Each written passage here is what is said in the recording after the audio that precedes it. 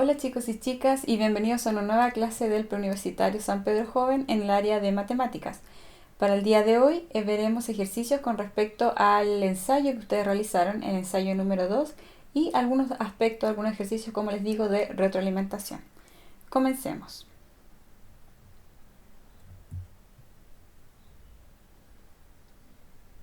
Vamos a revisar dos ejercicios de cada eje temático. Vamos a partir por números.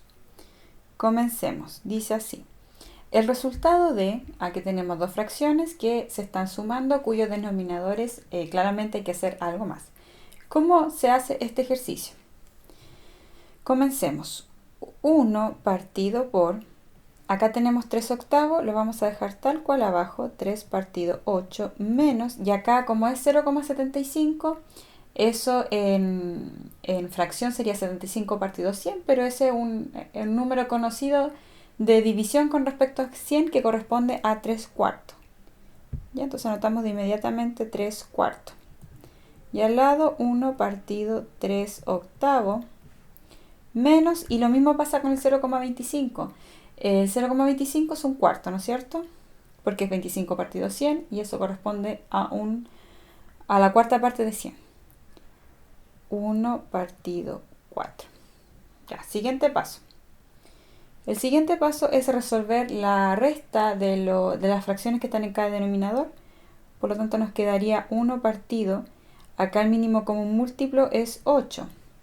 Por lo tanto acá nos queda 3 menos y 2 por 3, porque 4 por 2 es 8 para que nos dé ese denominador. Entonces se multiplica por el 2. 3 por 2, 6. Más 1 partido. Lo mismo, acá tenemos dos denominadores, el mínimo común múltiplo es 8. Y arriba nos quedaría 3 menos 2. Ahí sí. Luego vamos a invertir este denominador. Entonces nos quedaría, me refiero porque tenemos 1 partido una fracción.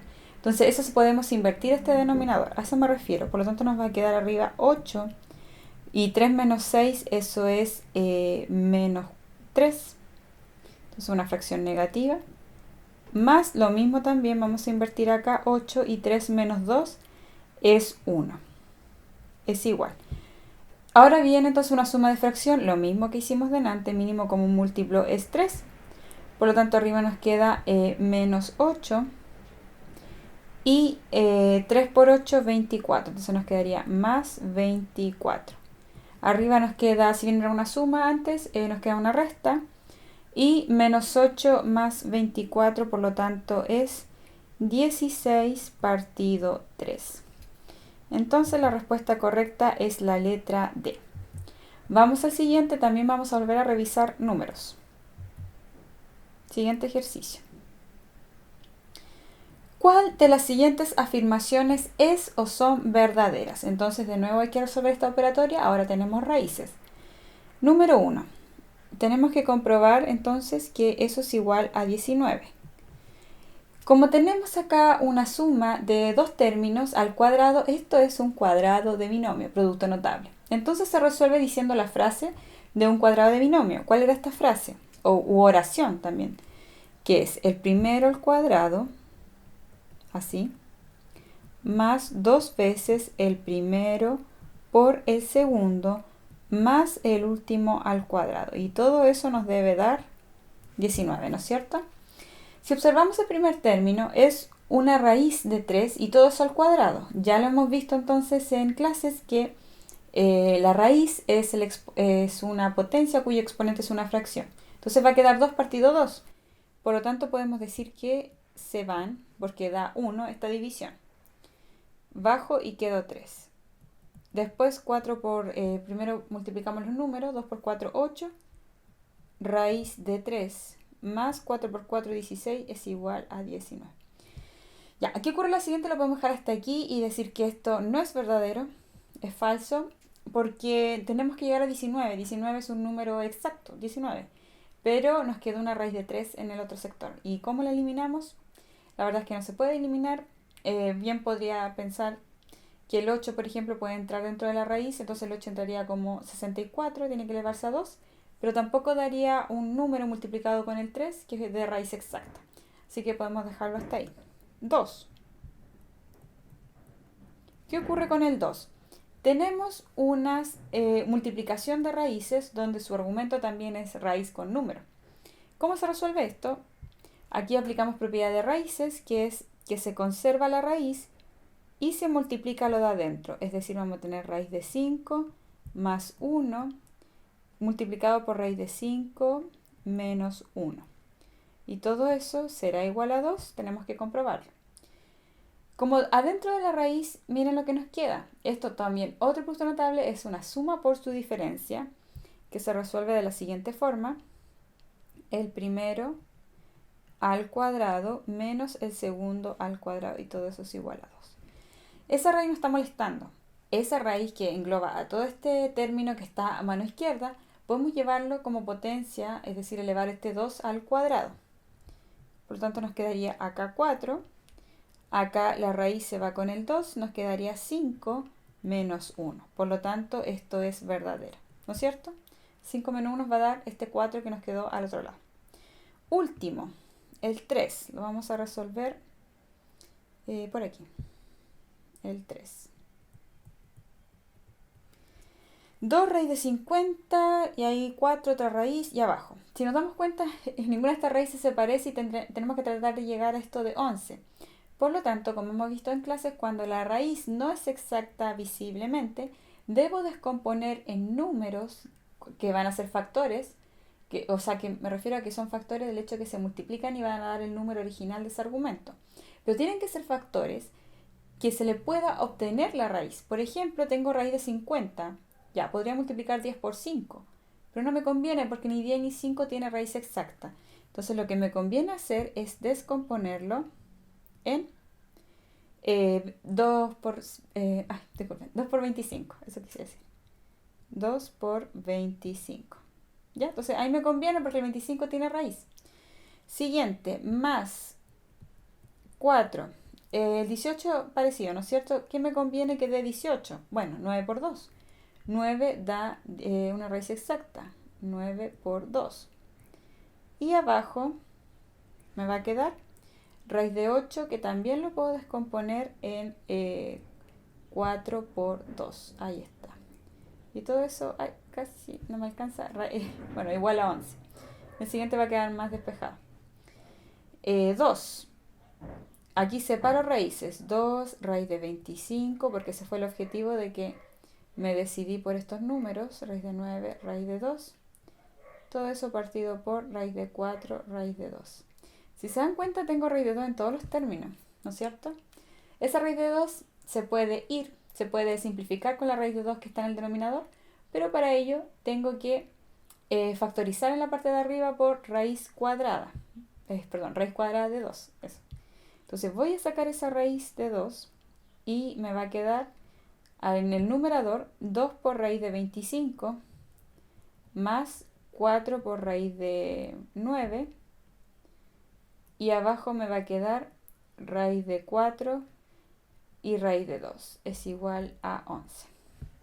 Como hicimos esta factorización arriba, raíz de 2, ese término se va con esta raíz de 2, se simplifican, por lo tanto nos queda adentro de este paréntesis, calculemos la raíz ahora exacta. Por lo tanto, 2 raíz de 25, eso sería 2 por 5, más 2 por 3, ¿no es cierto? Raíz de 9 es 3. Y abajo nos quedaría 2. Y eso es igual a 11. Y aquí de nuevo se repite este tema del 2, ¿no es cierto? Arriba también hay uno abajo, podemos factorizar. Me faltó un término. No, aquí no era 2, disculpen, es 4. De todas formas, igual podemos factorizar por 2. Ya, ahí sí. Entonces vamos a factorizar por 2 y adentro nos queda 5 más, como sacamos un 2 y hay un 4, queda 2 por 3. Y todo eso partido 2, y eso es igual a 11. Por lo tanto, ese 2 se va con ese 2. 2 por 3, 6, y 6 más 5, 11. Por lo tanto, la alternativa correcta sería esto de 2 y 3, la alternativa D. Vamos a pasar al siguiente eje temático, que sería álgebra y funciones. La función cuadrática asociada al gráfico de la figura adjunta es. ¿Cuál es su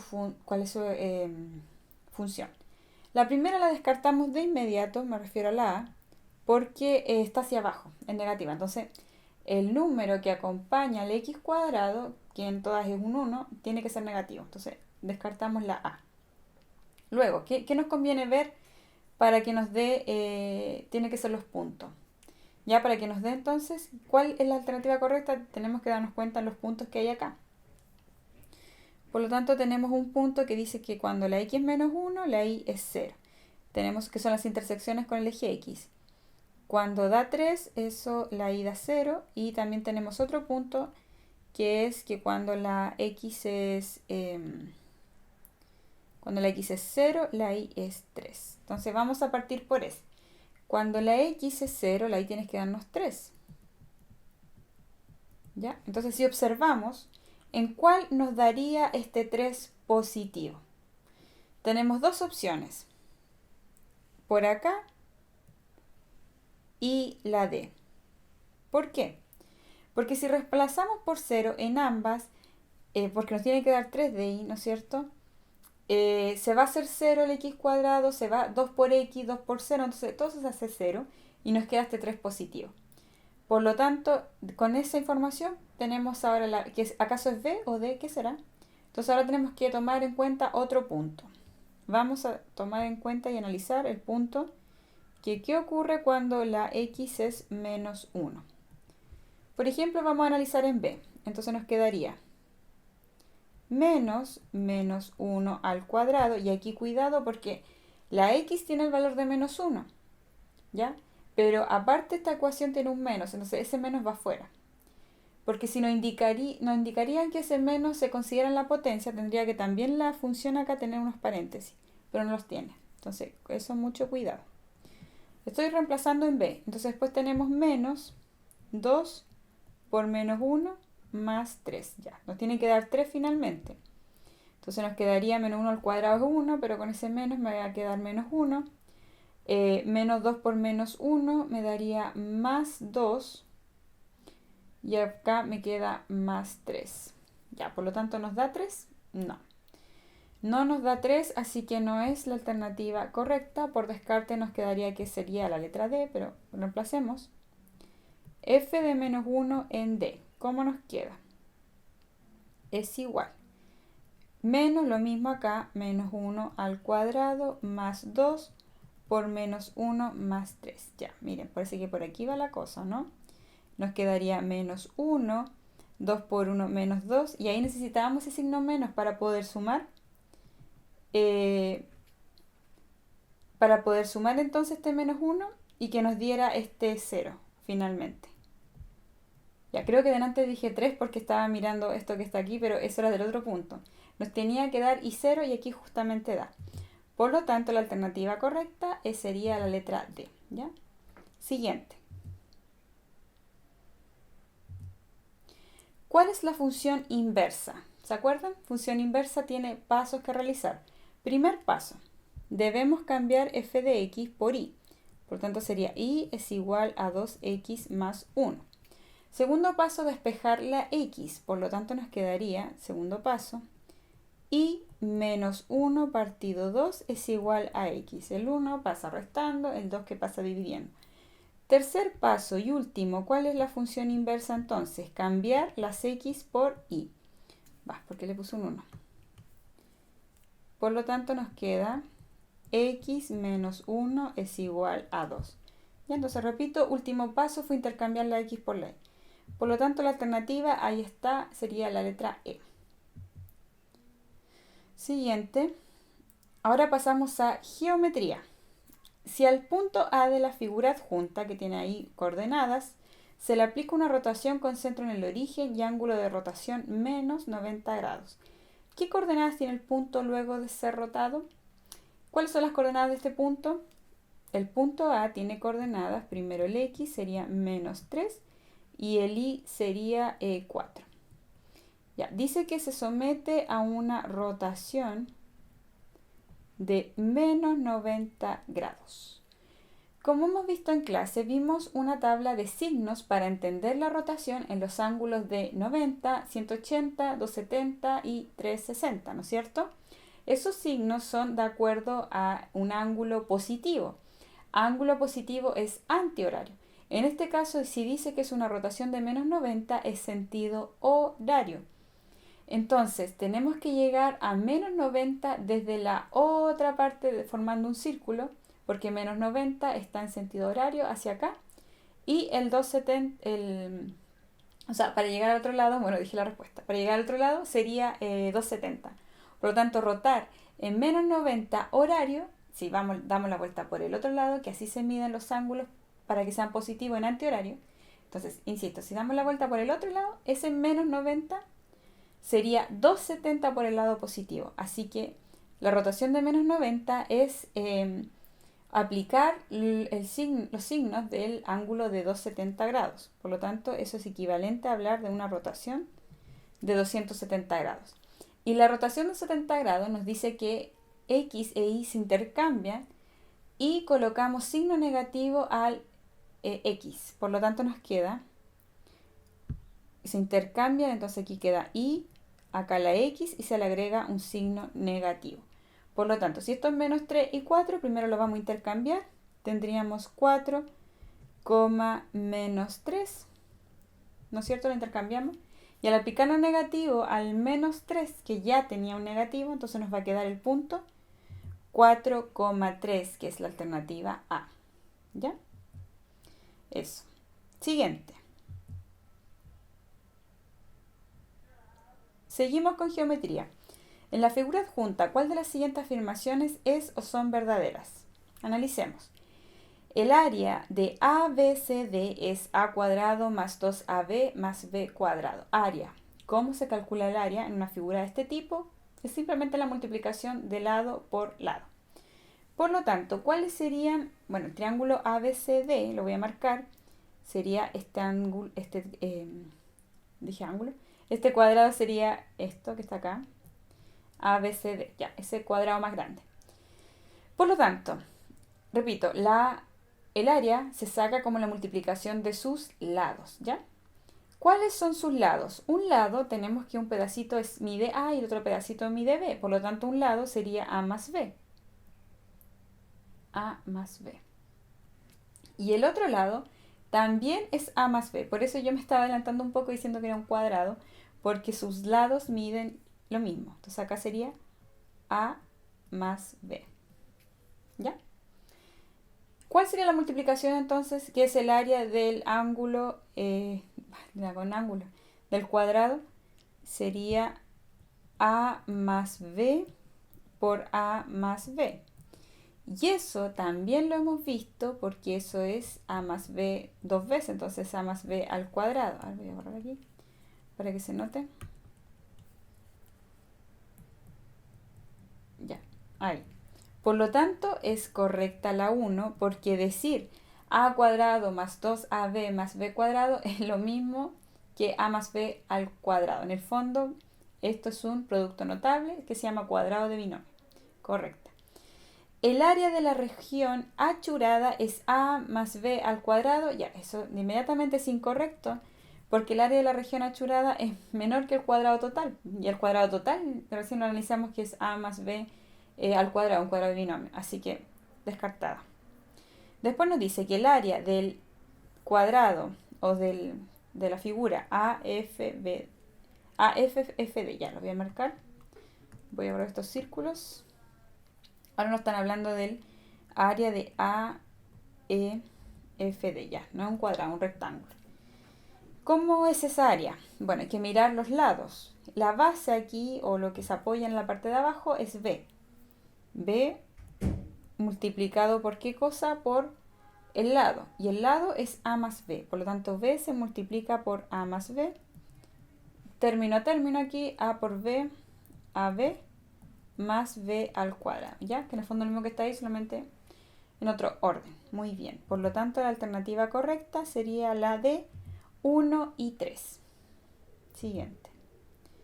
Pasamos a la siguiente área que es probabilidad y estadística. ¿Con qué nos encontramos? Por ejemplo, el ejercicio 55 que decía, se lanza una vez un dado común.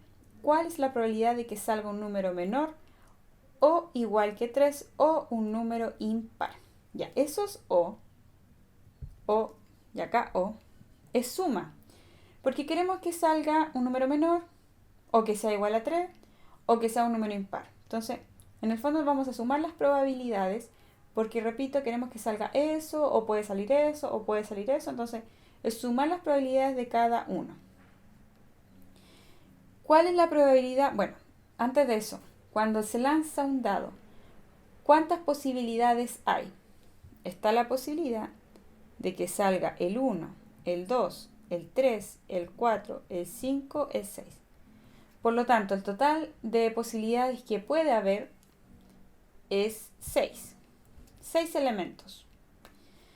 Después dice, ¿cuál es la probabilidad de que salga un número menor o igual a 3? Primero vamos a analizar en los números menores. Probabilidad, entonces, entre paréntesis lo vamos a colocar aquí para ordenar la información. Menor a 3. Menor a 3. ¿Qué números son los menores que 3? Tenemos 2. El 1 y 2. Por lo tanto, ¿cómo se escribe eso en probabilidad? Se escribe como una fracción. Tenemos dos casos posibles de ¿cuántos? De 6. Después dice o igual que 3. La probabilidad de que salga un número igual a 3 es solo una, porque tenemos solo un 3. Y eso sería un sexto. Y por último, la probabilidad de que salga un número impar. Entonces, probabilidad de que dentro de estos números salga un impar. Ahí tendríamos los números 1, 3 y 5. Por lo tanto, esa probabilidad, así como está, sería 3 partido 6. Sin embargo, aquí hay que tener ojo, porque el 3 ya era un elemento que estaba, menor a 3, 1 y 2, igual que sí. El 3 ya era un elemento que estaba en la otra consideración, por lo tanto no podemos repetirlo. Si necesitamos que sea una vez que sea esa probabilidad. Por lo tanto, lo que me refiero es que como está aquí y está allá, vamos a dejarlo en 2 partido 6. Ya tenemos que quitarle porque ya estaba considerado en la anterior probabilidad. ¿Qué se hace entonces? Sumar. Finalmente sumar, lo que expliqué al principio, el tema de los O, es suma. Ya, para sacar entonces la probabilidad del impar, que es el último probabilidad que está acá, sería impar 1, 3 y 5, ¿no es cierto? Pero el 3 ya está repetido en la probabilidad anterior. Así que, bueno, si miramos los elementos así, sería 3 partido 6, eso es lo que quiero decir. Pero no es tan así porque el 3, repito, ya está considerado y el 1 también ya estaba considerado por este sector. Entonces lo descartamos. Lo descartamos como elemento de impar porque, repito, ya estaba considerado en las otras probabilidades. Por lo tanto, nos queda, en vez de 3, nos va a quedar un sexto. ¿Ya? Eso es lo definitivo. Y como explicaba al principio, ahora es simplemente una suma que sería 2 sextos más un sexto más un sexto. Eso es igual a 4 partido 6. Y finalmente eso es 2 tercios porque está simplificado. Ya, vamos al siguiente.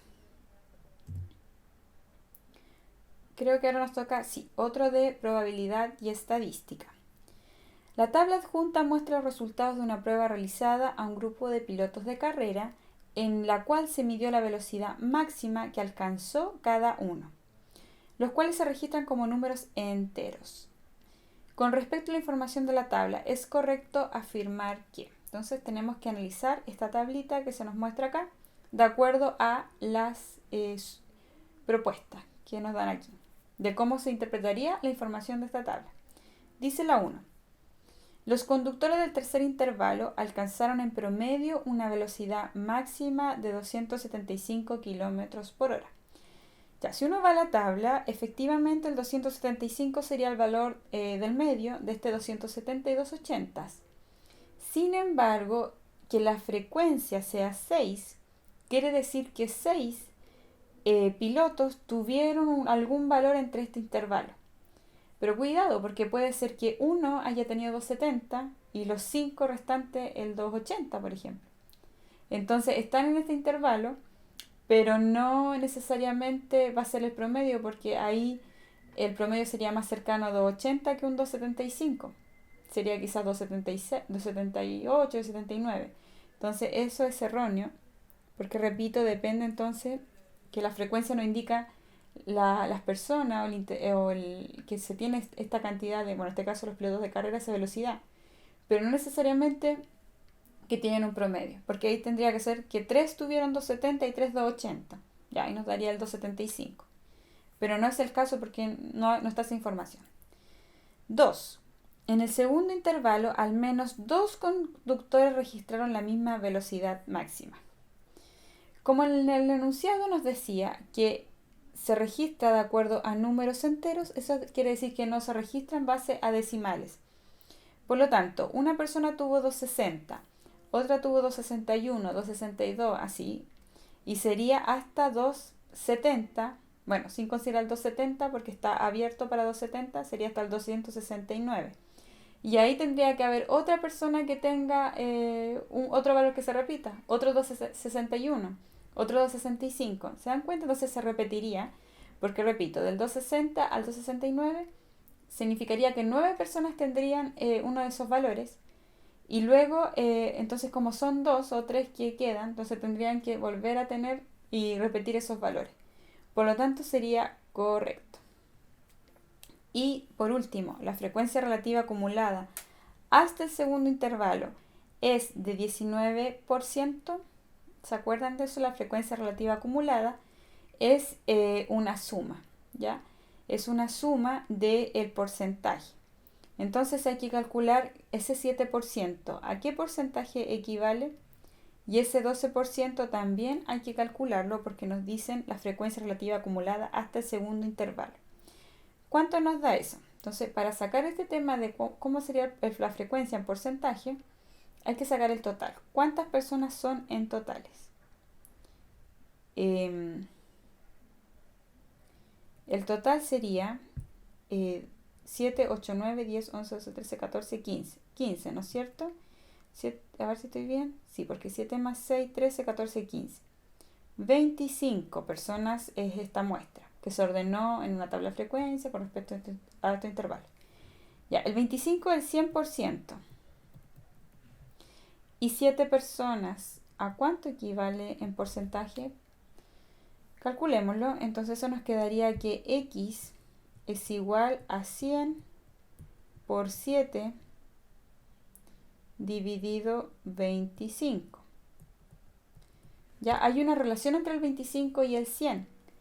25 en 25 cabe una vez, pero el 25 en el 100, recuerden que el 50 dos veces, por lo tanto en 100 es 4. Y 7 por 4, 28. Por lo tanto, 7 personas ya sería un porcentaje de 28%. Por lo tanto, 12 es más que el 28%. Entonces estaría mal a la 3 porque nos dice que se acumularía un porcentaje de 19%. Y no, porque ya con la primera, repito, el primer tramo, tenemos ya un 28%. Por lo tanto, la respuesta correcta sería la B. Esa es la única correcta. Bueno, ya hemos terminado entonces esta revisión del ensayo número 2. Algunos ejercicios, algunos aspectos. Seguramente también hay más dudas en otro ejercicio. Y entonces los esperamos, estas dudas, en las clases virtuales online de nuestro preuniversitario. Que estén muy bien. ¡Chao!